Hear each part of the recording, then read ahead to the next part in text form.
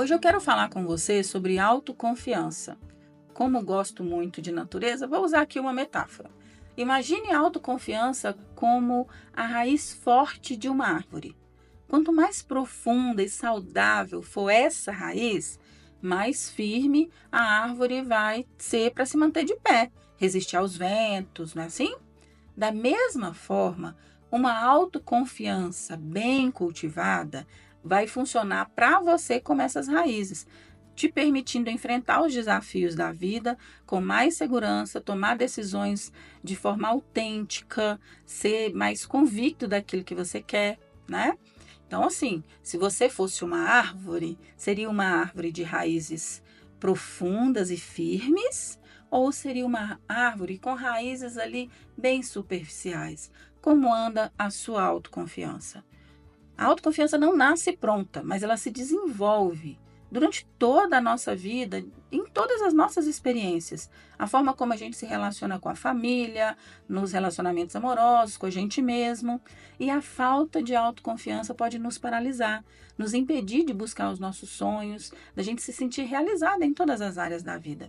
Fica comigo até o final do podcast de hoje, que eu vou te oferecer um guia prático para cultivar sua autoconfiança e ser uma pessoa firme, segura, saudável, que se posiciona na vida. Bora lá?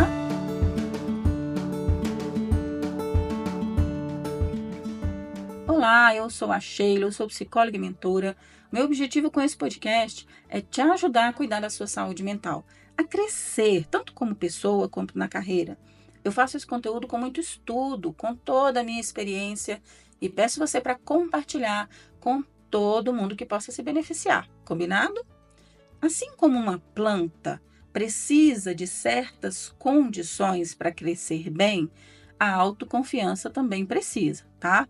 Então vamos pegar, olha, se a gente tem ali uma muda de uma árvore, vamos plantar essa muda de árvore, a gente não tem que pensar se a terra é boa, se foi bem arada, a qualidade da muda, se a gente aplicou ali algum defensivo contra erva daninha, contra formiga, não é assim? Não sei o quanto você entende sobre planta, mas isso é o básico. Também não entendo muito não, estou aprendendo, tá? As bases para cultivar uma autoconfiança saudável também existem. Então vamos imaginar essa terra, vamos imaginar esse adubo, vamos imaginar aqui que as nossas conquistas, o feedback que a gente recebe das pessoas, as pequenas vitórias, o reconhecimento dos nossos esforços, eles são como um adubo para a raiz da autoconfiança. Cada vez que a gente supera um desafio, mesmo que pequeno, a gente se fortalece, a gente fortalece a crença em nós mesmos, tá? Acreditar que somos capazes de realizar as atividades é o que a gente chama de autoeficácia, essa capacidade de gerar resultado para si mesmo, para os outros. Essa crença, ela se constrói com a prática, com o aprendizado. Muitas vezes a gente vai precisar estudar, aprender novas técnicas, praticar, treinar. A gente nunca começa 100% autoconfiante em uma coisa. A gente vai desenvolvendo, treinando, até ficar bom no trem, não é assim? Então, aos poucos, a autoconfiança ela vem. A compaixão por nós mesmos, então ser gentil, compreensivo, porque, de fato, a autocrítica não é o caminho. Ele vai minar a autoconfiança. Então, a gente precisa ter essa gentileza, aprender com os erros, sem se cobrar tanto, ok?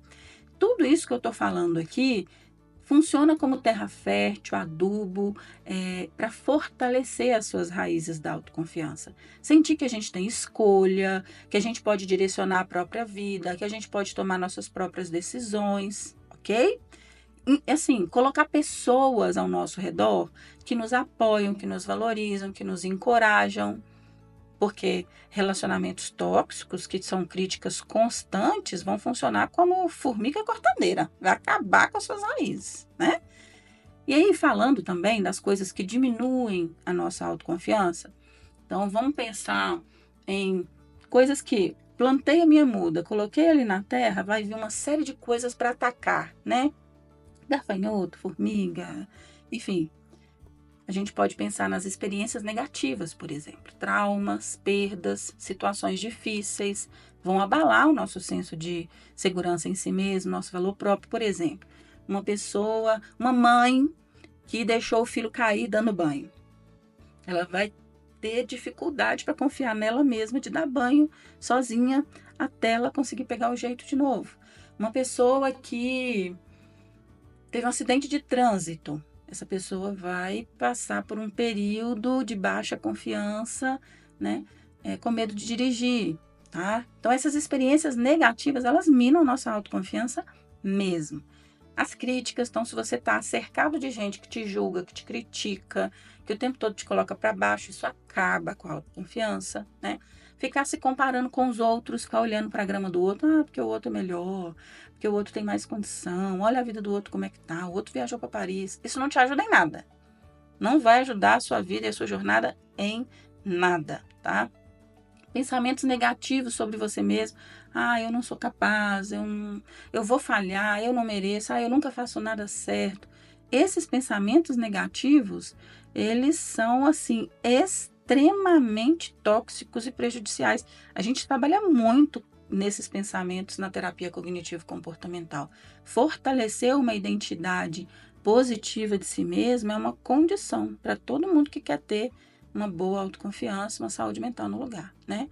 E aí vem uma série de outras coisas, tá? São inúmeras.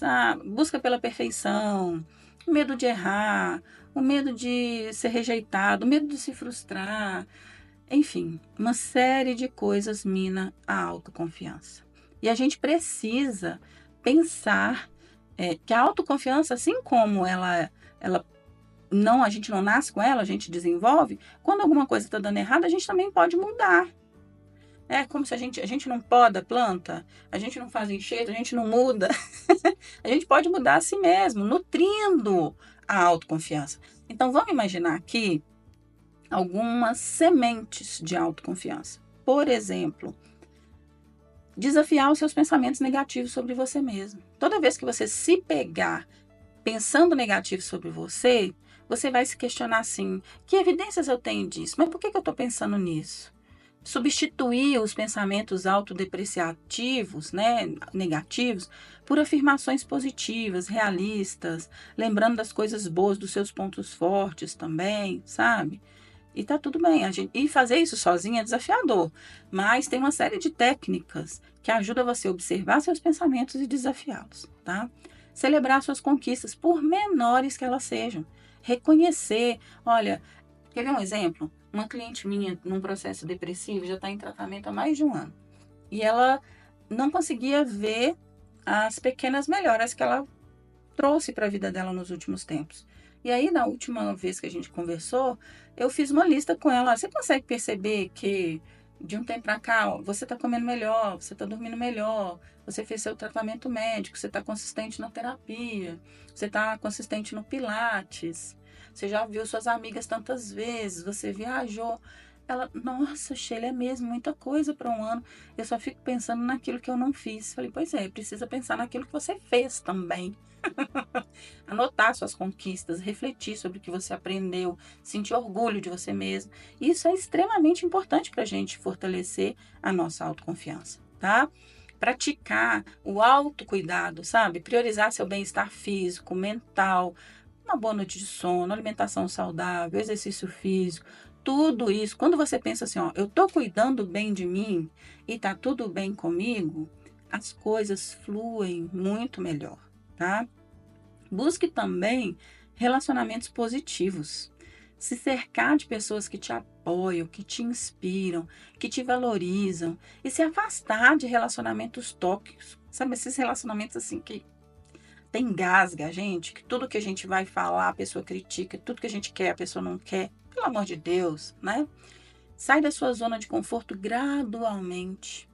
Por quê? Tem gente, igual uma cliente minha recentemente, falou: eu fiz uma prova de inglês, foi péssima e tal. Mas ela começou a estudar inglês ontem, digamos assim.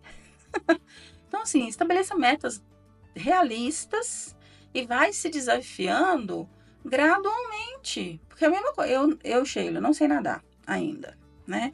Digamos que eu quero nadar perfeitamente bem. Fui lá e fiz uma aula e já saio frustrada porque não aprendi a nadar. Não é assim. A gente também precisa se dar o tempo necessário para superar o desafio, para desenvolver habilidade, né?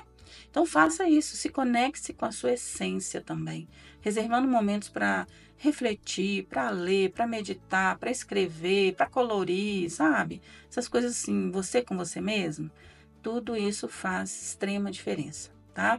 Agora, se você acha que tudo isso é bem difícil, porque uma pessoa que está com depressão, por exemplo, vai ter desafios de fazer isso sozinha. A pessoa muito ansiosa não vai conseguir, às vezes, sozinha lidar com os pensamentos. Então, você busca ajuda se necessário, tá?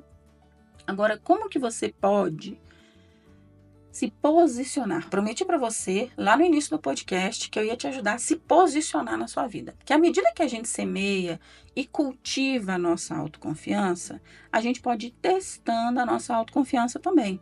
Porque a gente vai se sentir mais seguro para se posicionar de forma assertiva, né? Por exemplo, expressando suas opiniões, dizendo o que você precisa, quais são as suas necessidades, tomando decisões de uma forma mais convicta, acreditando no seu julgamento, na sua capacidade, na sua habilidade de analisar os prós, os contras, né? Estabelecer limites saudáveis para as pessoas, dizer não quando necessário, né? Ter essa abertura para ser você mesmo, porque quando a gente confia na gente mesmo, a gente se sente mais livre, a gente se sente mais leve, né? Cultivar a autoconfiança é uma jornada de autodescoberta, de crescimento.